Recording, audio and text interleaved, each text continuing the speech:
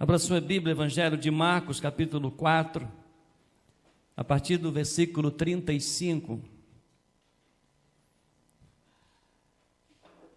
Evangelho de Marcos, capítulo 4, a partir do verso 35. Nós não colocamos aqui a leitura para que você possa trazer a sua Bíblia. E se você está nos visitando e não está com a sua Bíblia, creio que alguém da igreja está com a Bíblia aí, você pode acompanhar a leitura do texto sagrado. Bíblia, palavra de Deus. Então, nós não colocamos aqui na mídia o texto da pregação. Marcos capítulo 5, Marcos capítulo 4, a partir do versículo 35 até o versículo 40. Eu vou pedir que você permaneça com a sua Bíblia aberta e nós vamos estar seguindo com a leitura também do capítulo 5. E eu quero meditar com os amados irmãos sobre o tema: se Jesus está no barco, cada tempestade tem um propósito. E é interessante que nesta noite aprove a Deus trazer essa mensagem exatamente num domingo de que vidas, famílias passaram por tempestades e estão desfrutando de um propósito, o propósito de Deus. Diz assim a Bíblia, a palavra do Senhor, Marcos 4, 35 a 41. Naquele dia, sendo já tarde, Jesus disse aos seus discípulos: vamos passar para outra margem. E eles, despedindo a multidão, o levaram assim como estava, no barco, e outros barcos o seguiam. Ora, levantou-se grande temporal de vento, e as ondas se arremessavam contra o barco, de modo que o mesmo já estava se enchendo de água. Jesus estava na popa, dormindo sob o travesseiro. Os discípulos o acordaram e lhe disseram: Mestre, o Senhor não se importa que pereçamos? E ele, despertando, repreendeu o vento e disse ao mar: acalme-se, fique quieto. O vento se aquietou e tudo ficou bem calmo. Então Jesus lhe perguntou: por que vocês são tão medrosos? Como é que ainda não têm fé? E eles, possuídos de grande temor, diziam uns aos outros: quem é este que até o vento e o mar lhe obedecem? Quem é este que te trouxe aqui nessa noite? Quem é este que tem cuidado de você? Quem é este que cuidou da Eva no hospital? Quem é este que cuidou da Liz? Quem é este que cuida de cada um de nós? Ele é Jesus. Oremos. Pai, em nome de Jesus, somos-te gratos pela tua palavra lida nesse momento. E pedimos a Deus que o Senhor venha revelar a nós, através da tua palavra, através do teu Espírito Santo, aquilo que o Senhor deseja falar ao nosso coração. Obrigado a Deus porque a tua palavra é viva e eficaz. Obrigado que ela se cumpre a cada dia. Obrigado a Deus porque nós cremos, Jesus está no barco. Nós cremos que a tempestade tem um propósito. E nós temos visto isso. Nós temos desfrutado disso. E nós aqui nesta noite pedimos que o Senhor, o Deus Todo-Poderoso, manifeste entre nós para o louvor da tua glória, em nome de Jesus. Amém. Amém. Com a sua Bíblia aberta, nós podemos, meus amados, ver que, como filhos de Deus, deveríamos entender que tudo o que acontece em nossas vidas tem um propósito. O propósito é tão somente para glorificar aquele que está no centro da nossa vida, aquele que está no controle do universo, aquele que é o Criador de todas as coisas, aquele que diz, como lá no Salmo capítulo 24, no Salmo 24 diz que do Senhor é a terra, a sua plenitude, o mundo que nele habitam, tudo está no controle das mãos de Deus.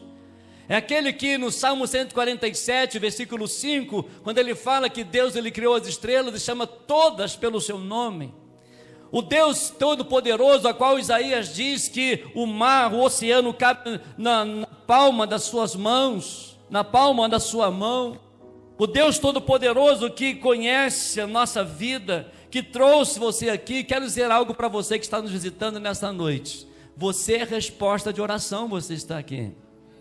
Porque nós oramos: Senhor, traga visitantes, traga irmãos. Olha como Deus é maravilhoso e trouxe você daqui. Pedimos ao Senhor: Senhor, traga a igreja está aqui para adorar o Senhor, porque Ele é um Deus Todo-Poderoso. Se estamos, amados, caminhando com Jesus, nada do que acontece é sem um propósito. Romanos capítulo 8, verso 28, ali, a palavra de Deus diz que todas as coisas cooperam para o bem daqueles que amam a Deus. E todas as coisas contribuem para a glória do Senhor. E a mensagem de Deus para nós começa aqui exatamente no versículo 35, na parte A. Você vai estar acompanhando na sua Bíblia aí, na parte do versículo 35, diz o seguinte: e naquele dia, sendo já tarde. Aqui é o ponto de partida que eu gostaria que você refletisse, até sublinhasse essa frase na sua Bíblia. Porque naquele dia, sendo já tarde, para os discípulos, depois de mais de um dia produtivo, o mais lógico seria descansar.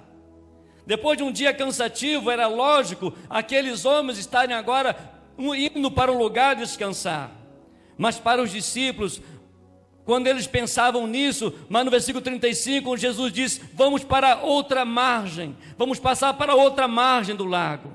E no verso 37, lemos que parece que os discípulos tinham razão, porque no versículo 37 diz que levantou-se uma grande tempestade, uma ventania e tempestade, e lemos que parece que os discípulos com razão, vamos descansar, não havia necessidade de atravessar, ir para o outro lado nesse momento, nós estamos cansados. E aí nós podemos, meus amados irmãos, conjecturando aqui, né? Eu vejo os discípulos dizendo, discutindo, não faz sentido Jesus trazer para esta tempestade. Depois de um dia cansativo, depois de um dia produtivo, Ele manda que nós venhamos atravessar para outra margem, e agora levanta uma tempestade. Mas e agora, no próximo capítulo, você vai acompanhar na sua Bíblia, no capítulo 5, nós vamos entender que Jesus tem um propósito em cada tempestade que passamos. E você vai ver aí, logo nos 3 primeiros versículos de Marcos capítulo 5, diz assim: Jesus e os discípulos chegaram à outra margem do mar, a terra dos Gerazenos, e ao desembarcar, logo um homem possuído de espírito imundo veio dos túmulos ao encontro de Jesus. Esse homem, diz a Bíblia, vivia nos túmulos e ninguém podia prendê-lo, nem mesmo com correntes. Certamente, meus amados, agora os discípulos, eles começam a entender por que Jesus atravessou o mar da Galileia já ao entardecer. Foi exatamente, Jesus foi para libertar um homem escravizado pelo diabo. Diz a Bíblia que morava nos sepulcros e nem ainda com cadeias podia alguém prender. Creio que Jesus passou o dia pensando neste homem endemoniado.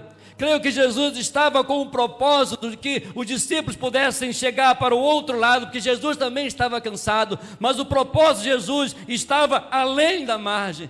O propósito de Jesus estava além das tempestades. O propósito de Jesus estava além do cansaço. O propósito de Jesus estava além das condições que aqueles homens, que os discípulos estavam vivendo. O propósito é que havia uma pessoa que necessitava de libertação.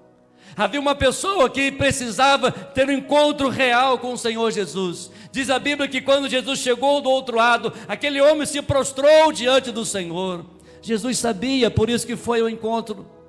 Jesus sabia, por isso que pediu que os discípulos remassem, que passassem para o outro lado, para a outra margem.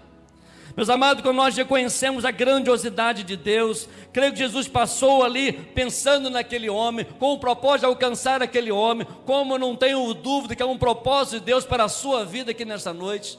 Você passou o dia inteiro, o Senhor conhece toda a sua história, e o Senhor os trouxe aqui porque é algo especial para cada um de nós, louvado seja Deus. E esse Jesus está aqui. Quem é este? Como diz a pergunta lá dos discípulos, quem é este, que até o vento e o mar lhe obedecem? É aquele que sabia que do outro lado havia alguém precisando dele. E nós temos pregado uma série de mensagens sobre o tema: o milagre que você precisa, Jesus tem. A cura que você precisa, Jesus tem. A libertação que você precisa, Jesus tem. O poder, a autoridade, a soberania está no nome de Jesus. Jesus, ele está aqui nessa noite porque Jesus tem um propósito para a sua vida. Talvez para te curar, talvez para te libertar, talvez para te transformar, talvez para restaurar a sua família, talvez para restaurar o seu casamento, talvez para restaurar o seu ministério, talvez para restaurar o seu relacionamento, porque Jesus, ele conhece. Desculpa dizer, mas eu vou dizer que eu creio na Bíblia, ele pensou o dia todo em você. Ele pensou o dia todo em você. Talvez por você chegar aqui passou uma margem muito grande, mas você está aqui porque há um propósito de Deus para a sua vida. Quando vimos aqui a irmã Gisele falando, testemunhando da Eva, que Deus a curou, foi um momento de tempestade, e hoje nós estamos aqui porque é um propósito, a glória de Deus se revelou na vida da Eva. Aprove o Senhor também nessa mesma noite trazer a vida da Liz aqui, a família, porque durante o período ali de angústia, de expectativa, de medo, de ansiedade, uma tempestade se levantou a família, e hoje está aqui para que a glória do Senhor seja revelada. Quem é este? Quem é este que até o vento e o mar lhe obedece? É o mesmo Deus que curou Eva. É o mesmo Deus que curou Alice. É o mesmo Deus que nos salvou. É o mesmo Deus que tem o poder de nos libertar, de mudar a história. Se você observar agora no versículo 4 de Marcos capítulo 5, olha o que diz a Bíblia: porque tendo sido muitas vezes preso com correntes e cadeias, as cadeias foram quebradas por ele e as correntes foram despedaçadas. Os homens já tinham feito de tudo que podiam, mas ninguém podia dominá-lo. Talvez, meus amados, muitas pessoas já tentaram te ajudar, mas não conseguiram. Mas Jesus está passando pela sua vida nessa noite. Jesus está passando aqui nessa noite porque há algo especial. E logo no versículo 5 diz a Bíblia o seguinte: e andava sempre à noite e de dia, gritando por entre os túmulos e pelos montes, ferindo-se com pedra. Imagina a situação desse homem. Imagina a condição, não dá para imaginar. Ninguém poderia ajudá-lo, ainda que amarrasse, ainda que desse um banho, ainda que pudesse dar uma alimentação. Isso nós podemos fazer, mas a libertação interior só Jesus é quem pode dar. E quando nós reconhecemos isso, meus amados, nesse texto maravilhoso, nós podemos ver que o versículo 5 revela que o diabo ele tem prazer em fazer, é roubar, é matar, é destruir, é ferir, é humilhar. Certamente este homem passou por muita vergonha, desprezo. Diz a Bíblia lá em Lucas, no capítulo 8, verso 27, diz que ele andava nu. Era humilhação, era uma vergonha. Lá em Mateus capítulo 8, verso 28, diz que ele era muito violento. E é claro, ele era evitado, ele era rejeitado. Ou seja, ele estava ferido no corpo e na alma. E ninguém dava jeito. Mas Jesus chegou lá. Os discípulos atravessaram, foram para outra margem. Os discípulos passaram pela tempestade. Os discípulos acordaram Jesus. Jesus acalmou o mar. E Jesus chegou para alcançar aquele homem. Jesus veio a este mundo, suportou todas as acusações. Jesus suportou a cruz. Jesus morreu na cruz. Jesus foi sepultado. Ele ressuscitou no terceiro dia, pensando em você. Ele venceu a morte para nos dar a vida eterna. Ele venceu a morte. Ele suportou. Quem é este? É este Jesus que nós adoramos. É esse Jesus que está aqui nessa noite. É esse Jesus que tem o poder, que tem a autoridade. Muitos, meus amados, precisam de ajuda. Talvez esse homem estava vivendo pensando o seguinte: vou morrer assim, não há esperança para mim. Talvez você também entrou aqui nessa noite sem esperança na sua família, na saúde, nos vícios, nas finanças, mas Jesus manda eu te dizer que este não é o seu fim. Você não vai morrer assim, porque ele atravessou a margem da morte, ele atravessou a margem do sofrimento para nos dar vida e vida eterna e nos libertar, perdoar os nossos pecados. Agora presta atenção no versículo 9 ao 15, Marcos 5, de 9 a 15. Então Jesus lhe perguntou: qual é o seu nome? Olha o processo maravilhoso. Eu me encanto quando essa série de mensagens, o milagre que você precisa, Jesus tem.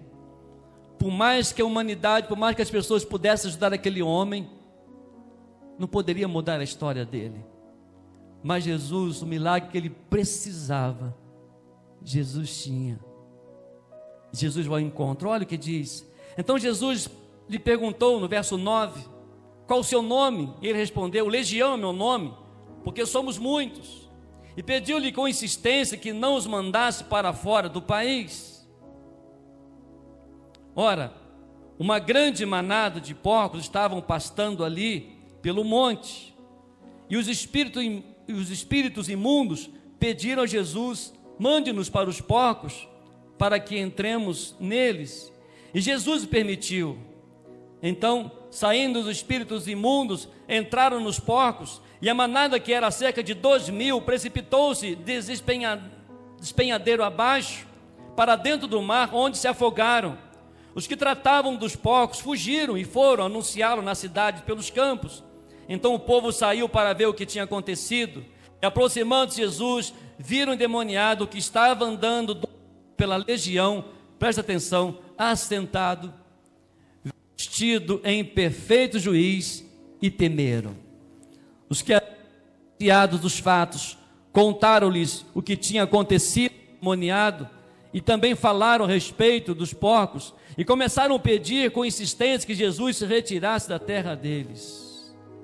Queridos, há algo aqui muito interessante. Ainda hoje, onde Jesus chega, há libertação. Ainda hoje, onde Jesus chega, há cura.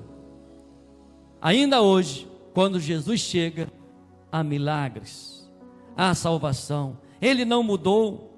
Mas é interessante notar no texto que muitos homens ali, muitos homens ficaram tristes daquela região, porque para eles os porcos eram mais importantes do que a libertação do homem. E ainda hoje, meus amigos, meus irmãos, muitos valorizam mais as coisas do que as pessoas. E quero dizer para você, em nome de Jesus, que a Bíblia diz em João 3,16, porque Deus amou o mundo de tal maneira, para que todo aquele que nele crê não pereça, mas tenha vida eterna. Deus o ama.